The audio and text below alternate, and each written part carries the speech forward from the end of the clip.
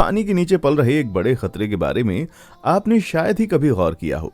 Plastic कचरा हर साल दुनिया में समंदरों में भयानक रूप से फैल रहा है और धीरे धीरे उन्हें एक बड़ी लैंडफिल्स में बदल रहा है। ये मुसीबत समुद्री जीवन और हम सब के लिए जानलेवा साबित हो रही है।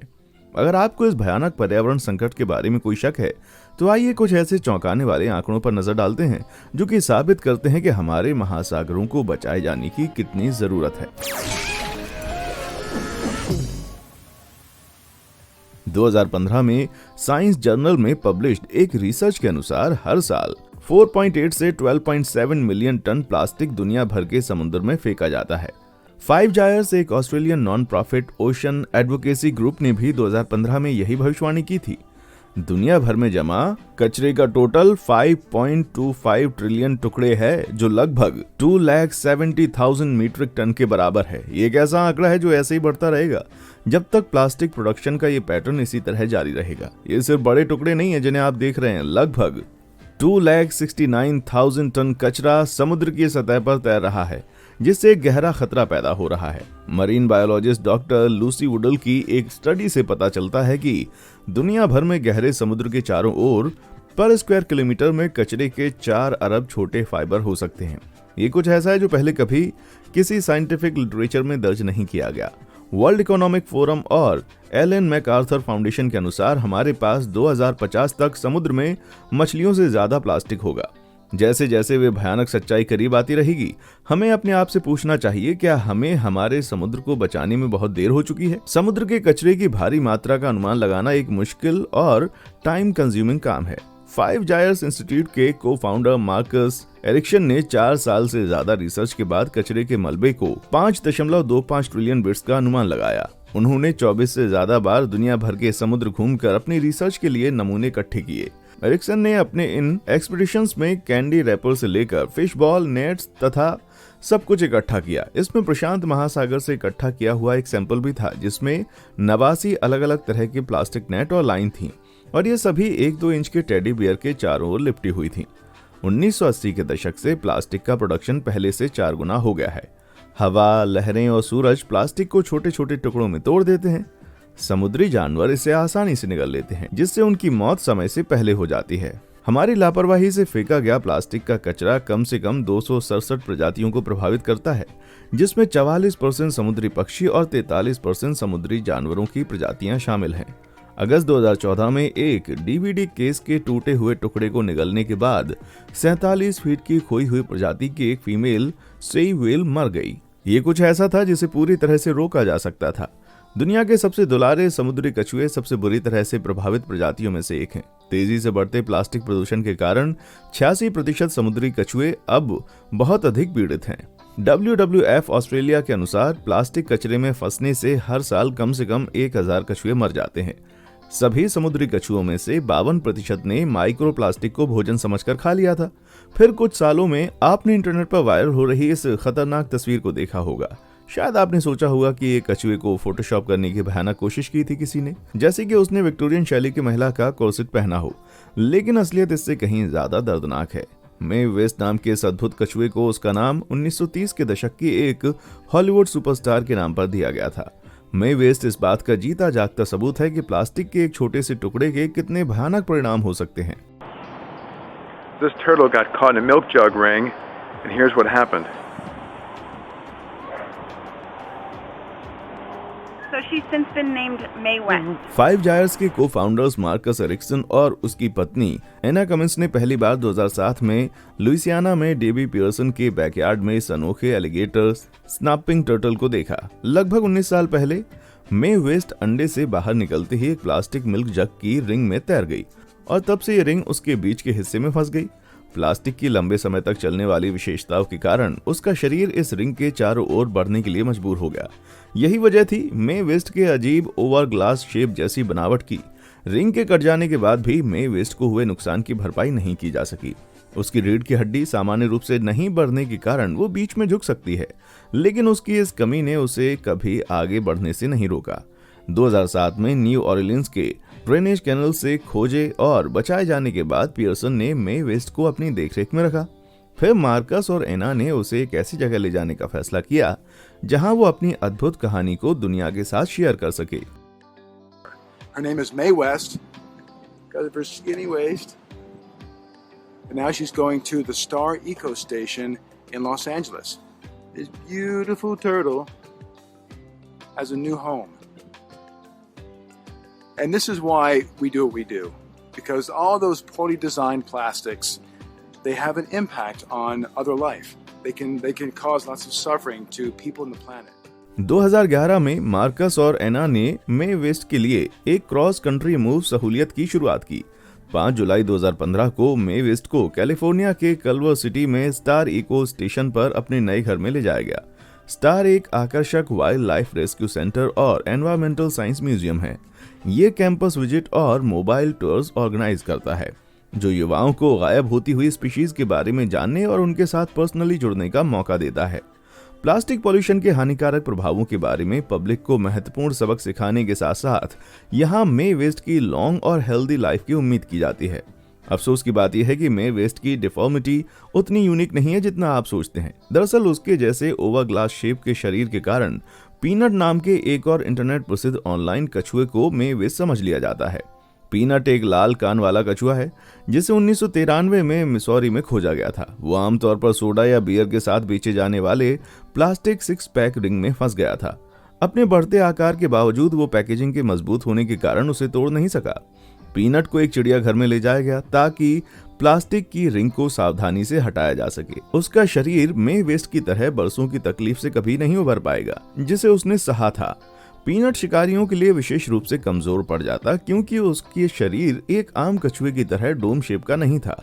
मिसौरी डिपार्टमेंट ऑफ कंजर्वेशन के एक प्रवक्ता डैन जर्लिंगा के अनुसार पीनट और मे वेस्ट जंगल में लंबे समय तक जिंदा नहीं रह पाते अगर बचाव दल द्वारा खोज न लिए गए होते। निश्चित रूप से इस तरह के भयानक उदाहरण साबित करने के लिए काफी हैं कि प्लास्टिक जैसे लंबे समय तक चलने वाले सामान का इस्तेमाल सिंगल यूज पैकेजिंग और प्रोडक्ट्स के लिए नहीं किया जाना चाहिए।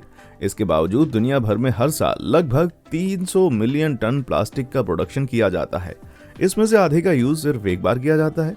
प्लास्टिक की बॉटल्स, बैग्स और बॉक्सेस का यूज सिर्फ कुछ देर के लिए किया जाता है। उसके बाद ये इस ग्रह पर कम से कम 400 सालों तक सड़ने के लिए छोड़ दिए जाते हैं। प्लास्टिक के स्ट्रॉ प्लास्टिक की उन चीजों में से एक है जिसके बिना हम आराम से रह सकते हैं।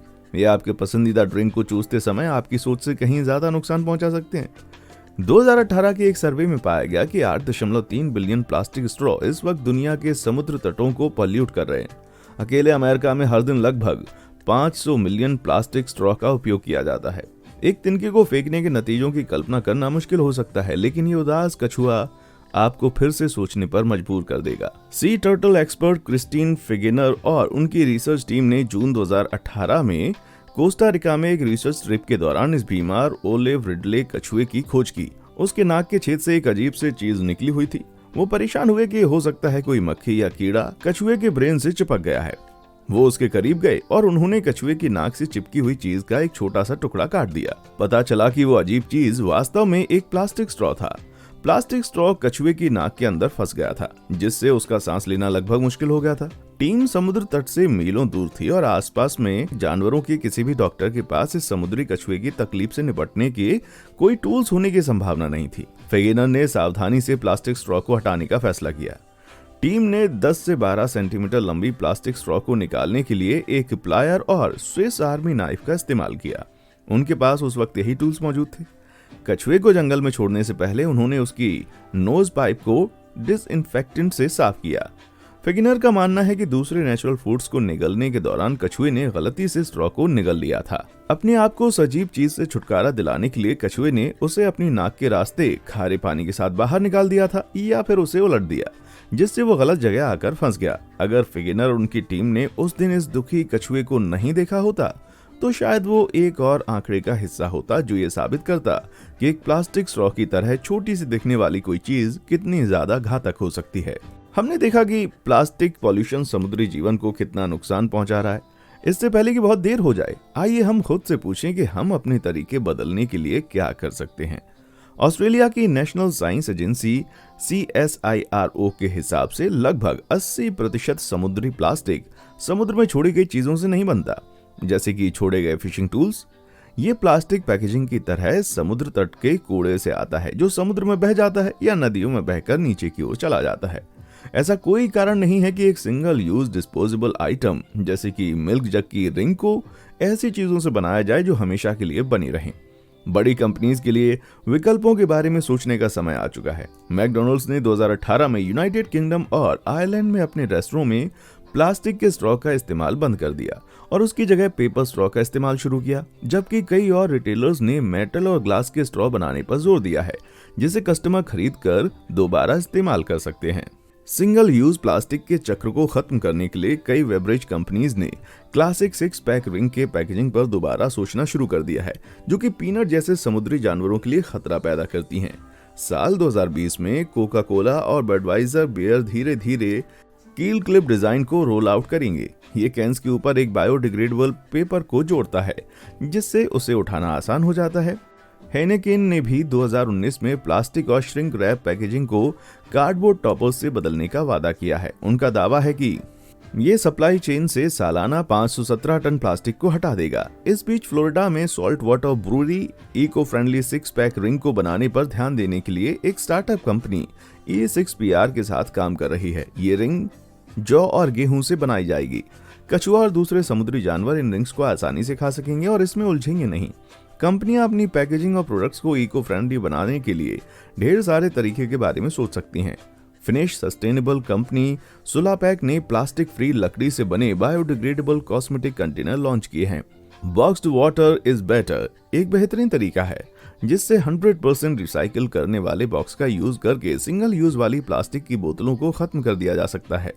एडिडास और environmental organization Parley for the Oceans की पार्टनरशिप के कारण फैशन इंडस्ट्री में रिसाइकल्ड प्लास्टिक से बनी चीजों का दौर शुरू हो चुका है। वो गहरे समुद्र में छूटे हुए फिशिंग नेट और दूसरे समुद्री कचरे से मिली चीजों से ट्रेनिंग शूज बनाने में लगे हुए हैं। यूरोपियन यूनियन ने मार्च 2019 में एक बड़ा कदम आगे बढ़ाते हुए 2021 तक सभी सिंगल यूज वाले प्लास्टिक पर रोक लगाने की घोषणा की। उम्मीद है कि बाकी दुनिया भी पीछे नहीं रहेगी। ये नया कानून बहुत ही प्रॉमिसिंग लगता है। ये हम में से हर एक पर डिपेंड करता है कि अपनी लाइफस्टाइल में हम छोटे छोटे बदलाव लाएं, जिनका असर बहुत बड़ा और गहरा होगा। सबसे पहले और सबसे जरूरी है कि हम सिंगल यूज प्लास्टिक का इस्तेमाल करना बिल्कुल बंद कर दें। ऐसे किसी भी डिस्पोजेबल प्लास्टिक को बदलें जिसकी आपको जरूरत नहीं है, जैसे कि प्लास्टिक के स्ट्रॉ, टेक काउंटर कंटेनर और पानी की बोतलें। हमें रीयूजेबल चीजों को अपनाना होगा।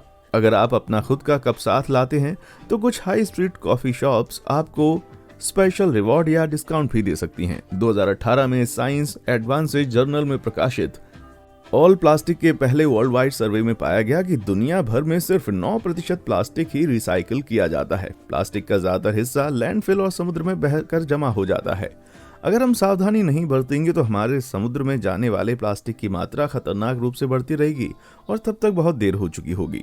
नई प्लास्टिक के यूज को कम करने के लिए रिसाइकल मटेरियल का चूज करना पहले से कहीं ज्यादा जरूरी हो चुका है। हम मानते हैं कि एक बार जब प्लास्टिक समुद्र में घुस जाता है तो इससे कोई फर्क नहीं पड़ता, लेकिन ये सच नहीं है। साइंटिस्ट मछली और अन्य समुद्री जानवरों में बारीक प्लास्टिक पॉल्यूटेंट्स खाने से होने वाले प्लास्टिक पॉल्यूशन के लॉन्ग टर्म हेल्थ इफेक्ट्स की भी जांच कर रहे हैं।